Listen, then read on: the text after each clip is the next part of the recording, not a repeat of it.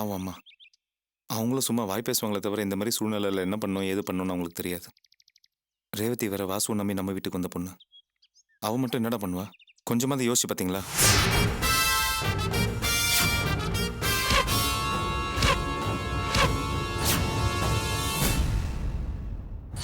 என் வார்த்தைக்கு நீ மரியாதை கொடுப்பியா இல்லையா? அப்ப இதை அவர்கிட்ட சொல்லக்கூடாது, சரியா? டேய் டேய், 2 பேரும் ஷெட்டை பார்த்துக்கோங்க. நான் போய் போலீஸ் ஸ்டேஷனில் என்னதுன்னு பார்த்துட்டு வரேன். சரிண்ணே. வாடா. எனக்கு என்னமோ சரியா படல, உனக்காக வரேன், வா போலாம். போடா டேய்.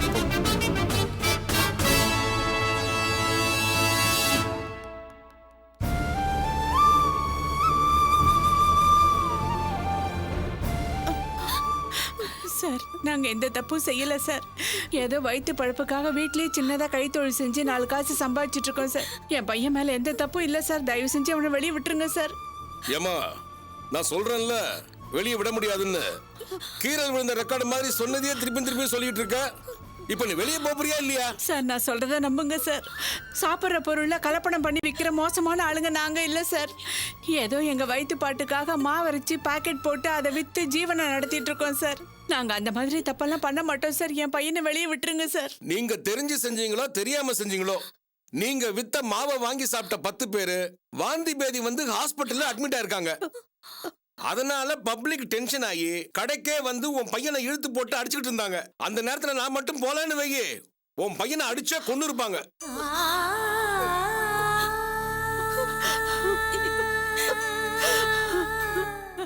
சார், நாங்க நேத்துக்கு எப்பவும் போலதான் சார் மாவரைச்சு பாக்கெட் போட்டு கொடுத்து விட்டோம் சார். அது எப்படி சார் எப்பவும் இல்லாம இந்த மாவுல மட்டும் கலப்படம் ஆயிருக்கும்?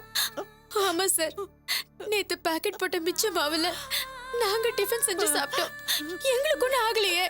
மத்தவங்க சொல்றாங்கன்னா ஏதோ பொய் சொல்றாங்கன்னு தோணுது சார். நல்லா விசாரிச்சு பாருங்க சார். வேணும்னு ஒருத்தர் 2 பேர் பொய் சொல்லலாம், சாப்பிட்ட 10 பேருமா பொய் சொல்லுவாங்க. அது மட்டும் இல்ல, அவங்க டெஸ்ட் பண்ண டாக்டரும் அவங்க சாப்பிட்ட பொருள்ல தான் கலப்படம் இருக்குன்னு சொல்றாரு. டாக்டர் எதுக்குமா பொய் சொல்லணும்? நாங்க அப்படி இங்க சொல்லுங்க பாரும்மா, சார். நீ படிச்ச பொண்ணா இருக்கலாம், அதுக்காக என்கிட்ட வந்து லா பேசாத. நீங்க வித்த மாவுல கலப்படம் இருக்கு, அது மெடிக்கலாவும் ப்ரூஃப் ஆயிருக்கு. பப்ளிக் வந்து கம்ப்ளைண்ட் பண்ணாங்க, அதை வச்சு உன் புருஷனை உள்ள வச்சிருக்க. இங்க பார், நீ எது பேசுறதா இருந்தாலும் கோர்ட்ல வந்து பேசிக்க. இப்போ நீ கிளம்பு, இடத்த காலி பண்ணு, போமா.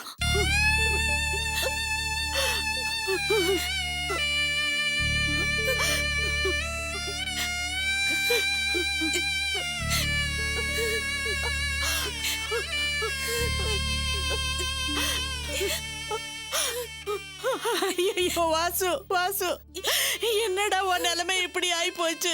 நான் அப்பவே சொல்லல, அந்த மூதேவங்களோட வயிற்றுச்சல் தானே உன்னை இந்த நிலைமைக்கு கொண்டு வந்து விட்டுருக்கு. ஐயோ, நான் இப்ப என்ன பண்ண போறேன்? எனக்கு ஒன்றும் புரியலையே.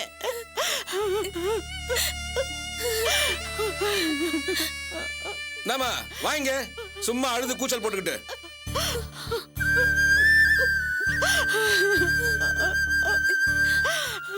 இங்க வான்னு சொல்றேன்ல.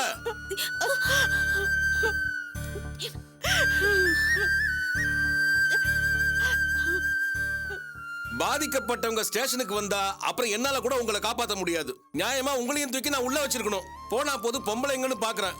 இந்த கேஸ் கோர்ட்டுக்கு வரும், ஒரு வக்கீல வச்சு முதல்ல அவனை வெளியே கொண்டாடுறதுக்கு வழியை பாருங்க. போங்க.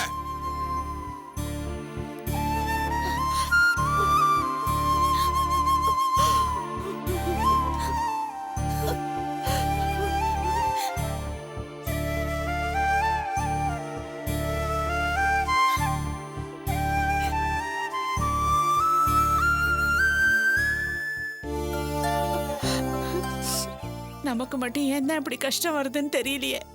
அவனை எப்படி வெளியே கொண்டு வர போறோம்? நமக்கு எந்த வக்கீல தெரியும்? யார போய் கேட்கறது?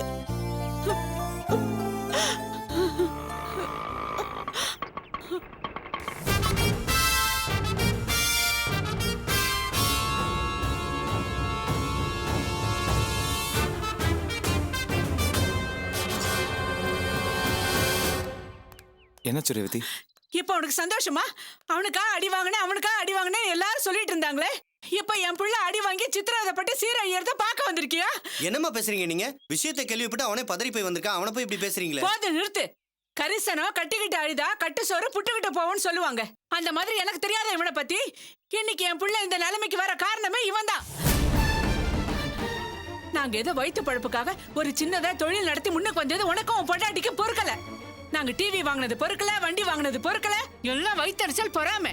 அந்த வயிற்றறிச்சல் பொறாமை தான் இப்ப என் பிள்ளை இப்படி ஒரு நிலைமை கொண்டு வந்து விட்டு இருக்கு. நாக்குல நரம்பு இல்லாம இப்படி வாய்க்கு வந்ததெல்லாம் பேசாதீங்கம்மா, அப்புறம் நல்லா இருக்காது சொல்லிட்டேன். டேய், என்னையோட கை நீட்டி பேசுற, கைய முறிச்சிருவேன். டேய், நான் அப்பவே சொன்னேன் கேட்டியா? நல்ல மரியாதை கிடைச்சு பாரு, வா போலாம். டேய் கொஞ்சம் பொறுமையாடுறா.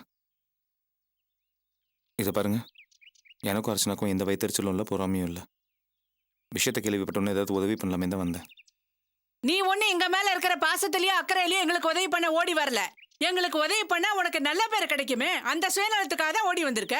எங்களுக்கு உதவி பண்ணா இத்தனை நடந்தும் செல்வம் அந்த குடும்பத்துக்காக எப்படி துடிக்கிறான் 4 பேர் உன்னை பத்தி பெருமையா பேசணும்ல, அதுக்காகத்தான் இந்த நாடகம் எல்லாம். டேய், இதுக்கு மேல நாம இங்க இருக்கணுமா? வா போலாம்.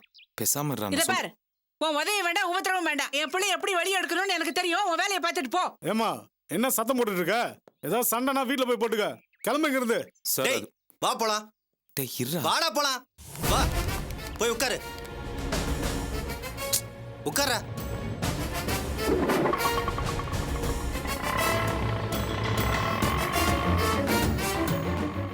வந்துட்டோம்.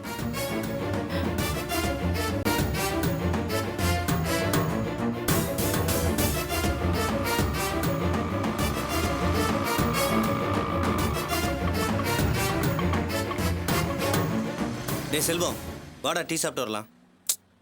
வேண்டாம், ஏன்டா, நான் அங்க பேசுனது கோச்சிட்டியா? அதெல்லாம் ஒன்றும் இல்லை. அப்புறம் என்ன, வா சாப்பிடலாம் வா.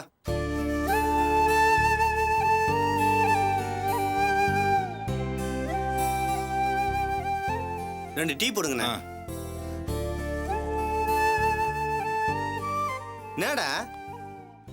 பாவண்டா வாசு, உள்ள இருக்கிறவன் எப்படியாவது வெளில எடுக்கணும்டா.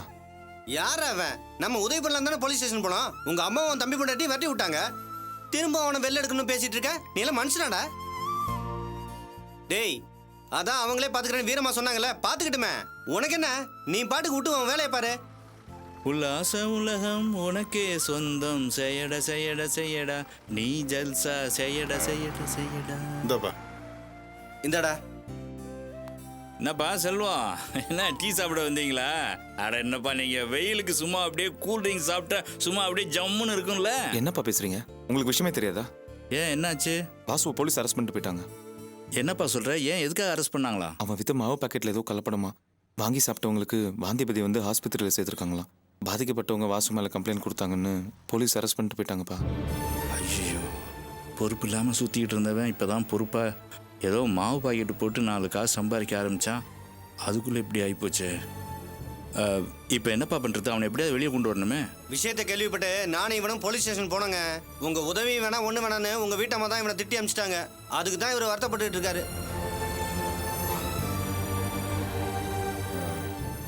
செல்வம், அந்த மூதையை கிடக்குறா விடுப்பா. எப்படியாவது வாசுவை வெளியே கொண்டு வந்துடணும். அதுக்கு நீ தான்ப்பா உதவி பண்ணும். வாப்பா. ஏங்க, இப்ப தானே சொன்னேன் உங்க வீட்டம்மா இவனை திட்டி அமிச்சிட்டாங்கன்னு. திரும்ப வாவான்னு கூப்பிடுறீங்க?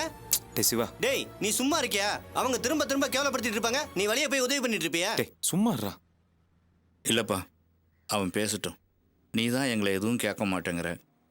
அவனாவது கேட்கட்டும், கேளு. என்ன ஒன்று, உன்னை விட்டால் எங்களுக்கு வேறு வழி இல்லைப்பா. உங்கள் அம்மா ரெடி பண்ணி கொடுத்த மாவை தான் அவன் கடைக்கடையாக கொண்டு போய் போட்டான். அதில் எப்படிப்பா கலப்படம் இருக்கும்? அதை விடுங்கப்பா. ஆனால் ஏற்கனவே நான் ஸ்டேஷன் போனதுக்கு அம்மா திட்டி அமிச்சிட்டாங்க. மறுபடியும் நான் எப்படிப்பா வர முடியும்? அதையும் மீறி நான் வந்து உதவி வேணான்னு அம்மா சொல்லி அமிச்சிட்டாங்கண்ணா. ஆமாப்பா, இப்போ என்னப்பா பண்ணுறது? பெரியப்பாவை போய் பார்க்கலாமா? சுத்தம். வாசு உள்ள இருக்கான்னு தெரிஞ்சா என்னை விட அவர் தான் ரொம்ப சந்தோஷப்படுவாரு. ஏன்னா செல்வம் அவனுக்காக போலீஸ் ஸ்டேஷன்ல அடி வாங்கினத அவர் மறக்கவும் இல்லை, மன்னிக்கவும் மாட்டாரு. அதுவும் கரெக்டு தான். இப்போ என்னப்பா செய்கிறது? டே சிவா, ஏதாவது சொல்றா. வாசு எப்படியாவது வெளில கொண்டு வரணும்டா. நாம என்னடா பண்ண முடியும்? ஒண்ணு நம்ம கிட்ட பணம் இருக்கணும், இல்ல அரசியல் செல்வாக்கு இருக்கணும். ரெண்டு நம்ம கிட்ட நம்ம என்ன பண்றது? டேய், அரசியல் செல்வாக்குன்னு ஞாபகம் வருது. வாசு வேலைக்காக ஒரு அரசியல்வாதி கிட்ட போய் உதவி கேட்டோம்ல, அவர்கிட்ட போய் கேட்கலாமே. செல்வம், சரியான யோசனைப்பா. போய் அவரை பார்க்கலாம்ப்பா. இதுக்கெல்லாம் அவர் உதவி பண்ணுவாரடா? கேட்டு பாப்போமேடா. வாசு எப்படியாவது வெளில கொண்டு வந்து தானே ஆகணும். உன்னையெல்லாம் திருத்தவே முடியாதுடா. குடுறா, போய் வண்டியில உட்கார, நான் வரேன். வாங்கப்பா, ஏறுங்க.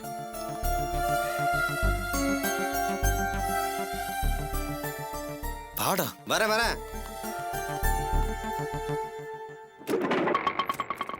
சீக்கிரம் போ. மாவுல இவ்வளோ பிரச்சனை நடந்திருக்கா? 10 பேர் பாதிக்கப்பட்டு ஹாஸ்பிட்டல்ல அட்மிட் பண்ணியிருக்கிறதா சொல்றீங்க. உணவுப் பொருள்ல கலப்படம், பப்ளிக் இஷ்யூ வேற. ஆ? என்ன பண்றது?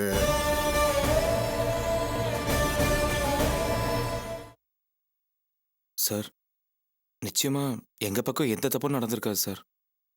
ஆமாங்க, அதே மாவு தான் நாங்கள் எல்லாரும் சாப்பிட்டோம். அக்கம் பக்கத்துலேயும் அதான் வாங்கிட்டு போய் சாப்பிட்டாங்க. யாருக்கும் எந்த கெடுதலும் நடக்கலைங்க. இடையில தான் என்னமோ நடந்திருக்கு. ஆமாங்க, நீங்க தான் எப்படியாவது பேசி என் தம்பியை வெளில கொண்டு வந்துடணும். அடிதடி வெட்டு குத்துன்னா அந்த குடும்பத்தை கூப்பிட்டு வச்சு பஞ்சாயத்து பண்ணிடலாம். ஆனா 10 குடும்பங்கள் பாதிக்கப்பட்டிருக்கிறதா சொல்றீங்க. அதுவும் குழந்தைங்க பெரியவங்கன்னு. அதான் என்ன செய்யறதுன்னு யோசிக்கிறேன். சார், எங்களுக்கு உங்களை விட்ட வேற யாரையும் தெரியாது சார். என் தம்பி பாவம் இப்பதான் பொறுப்பா ஒரு தொழில் செஞ்சு 4 காசு சம்பாரிச்சு குடும்பத்தை காப்பாற்றணும்னு நினைக்கிறான். இடையில ஏதோ ஒரு தப்பு நடந்திருக்கு. இப்படி தப்பா மாட்டிக்கிட்டான். ஏற்கனவே அவன் நல்லா இருக்கணுங்கிறதுக்காக தான் இதோ இவன் பொண்டாட்டியோட நகை, ஆட்டோ எல்லாத்தையும் அடமானம் வச்சு என் தம்பியோட வேலைக்காக உங்ககிட்ட காசு கட்டினேன். ஆமா, அந்த விஷயத்துல தான் ஒரு பொண்ணை கூட்டிட்டு ஓடி போய் எல்லாத்தையும் கெடுத்துட்டானே. அதுக்காக நீ பணத்தை புரட்ட எவ்வளவு கஷ்டப்பட்ட. எல்லாம் வீணா போச்சு. நான் கூட அதுக்காக வருத்தப்பட்டேன்பா. சார், அப்போவே நான் அவன் பொறுப்பு இல்லாமல் இருந்திருக்கலாம் சார். ஆனால் இப்போ உண்மையிலே அவன் பொறுப்பு இல்லாமல் மாறிட்டான் சார்.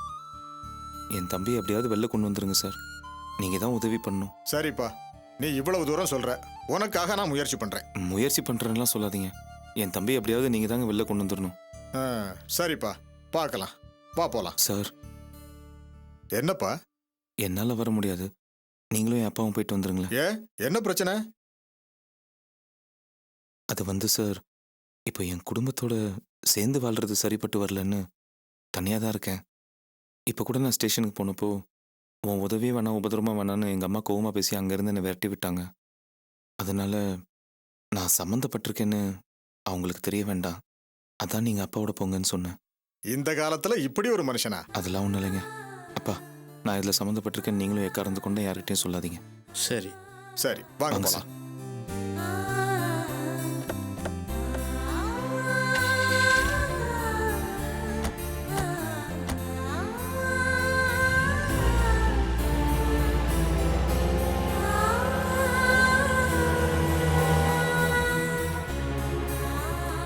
வாடா.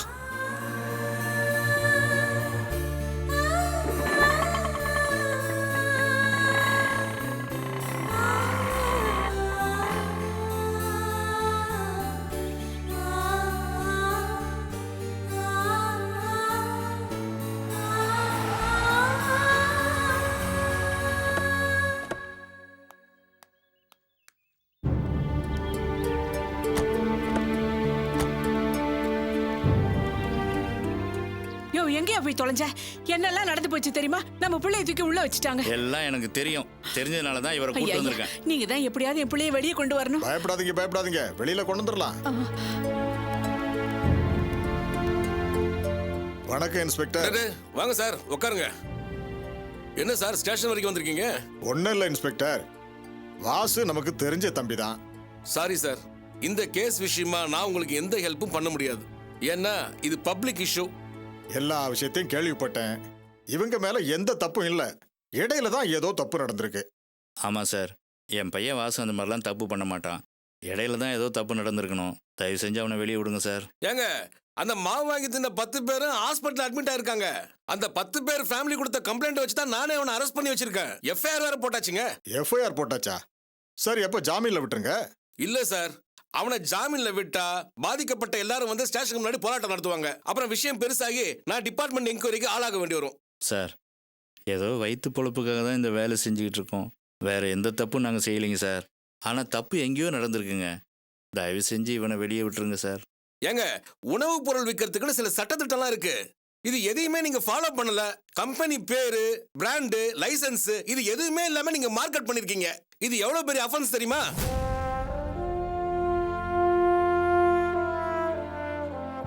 இதுக்கு வேற வழியே இல்லையா இன்ஸ்பெக்டர்? ஒரே ஒரு வழி இருக்கு சார். சொல்லுங்க. பாதிக்கப்பட்ட 10 பேரையும் கூப்பிட்டு காம்ப்ரமைஸ் பண்ண பாருங்க. அவங்க ஒத்துக்கிட்டு கேஸை வாபஸ் வாங்கினாங்கன்னா பரவாயில்ல. இல்லைன்னா கேஸ் நான் கோர்ட்ல ப்ரொடியூஸ் பண்றேன், நீங்க அங்கதான் வந்து ஜாமீன் எடுக்கணும். சரி இன்ஸ்பெக்டர், நான் பார்த்துக்கிறேன். அப்போ நான் வரேன். வாங்க. தம்பி தைரியமாயிரு, சீக்கிரமா வெளியே வந்துடலாம்.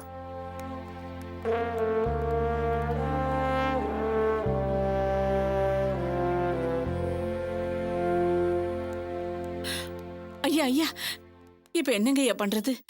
இன்ஸ்பெக்டர் பாதிக்கப்பட்ட 10 குடும்பத்தோட பேசி பார்க்க சொல்லியிருக்காரு. பேசி சரி பண்ணிடலாம்.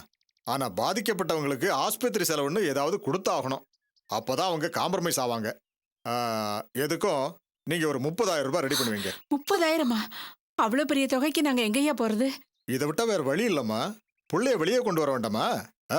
எப்படியாவது முயற்சி செஞ்சு பணத்தோட என்ன வந்து பாருங்க. வரேன்.